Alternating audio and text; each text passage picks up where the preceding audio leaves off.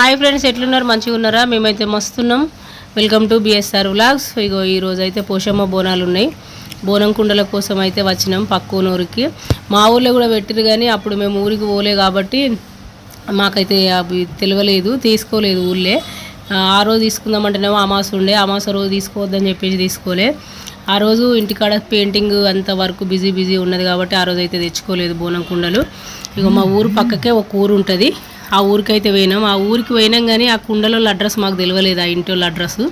ఆ అడ్రస్ కోసం అని చెప్పేసి ఒక 2 గంటల దాకా తిరిగిండు కావచ్చు బండి మీద. అక్కడ ఇక్కడ తిరగంగా అడ్రస్ చెప్పారు వాళ్ళు.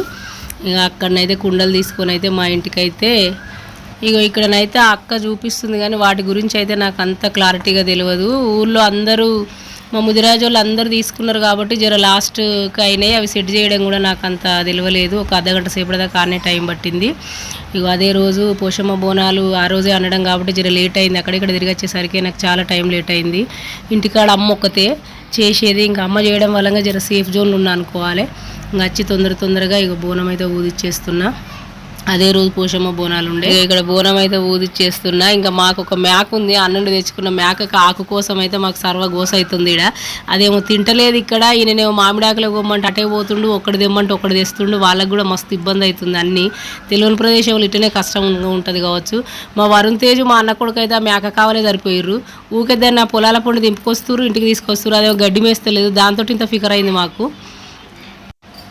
మా ఆయన అయితే మామిడాకుల కోసం పోయిండు, గంట సేపు పట్టింది. అటే వేయండు, ఆ మామిడాకులు తెస్తలేడు. ఇంకా అవి వచ్చిన తర్వాత అన్ని తోరణాలు గుచ్చి కట్టాలి, అది ఇంత పని అవుతుంది. అసలు ఎంత బిజీ అవుతుందంటే అంత బిజీ అవుతుంది. పోషమ్మ బోనాల్లో ఎవరైనా చుట్టాలు వస్తారంటే అమ్మ తప్పించి ఎవ్వరు రాలేదు, అమ్మ ఒకతే వచ్చింది. వదిన వాళ్ళు ఇట్లా వచ్చిరు, కానీ సాయంత్రం పూట వచ్చిర్రు. అక్కడ మా దగ్గరనే పోషమ్మ బోనాలు మార్నింగే. ఈ కరెంట్ ఇంత సతాంచడం ఇంట్లో, ఈ కరెంట్ అస్సలు వస్తలేదు. దీంతో ఒక 2-3 అవర్స్ పట్టచ్చు ఆయనకు.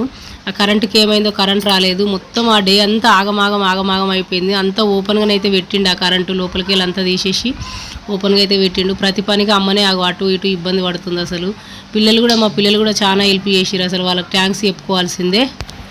బోనం అయితే రెడీ అయింది. ఇప్పుడు మేము రెడీ కావాలి. పొద్దుగాలనే మార్నింగ్ అన్నారు. ఆల్రెడీ అక్కడ సౌండ్ అయితే వినిపిస్తుంది నాకు.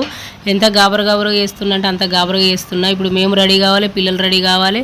ఇంకా మేము ఇప్పటి వరకు ఛాయ్ కూడా తాగలేదు. ఆ రోజు ఫాస్టింగ్ ఉండే, పోషమ్మ బోనాలని చెప్పేసి ఫాస్టింగ్ ఉండాలి.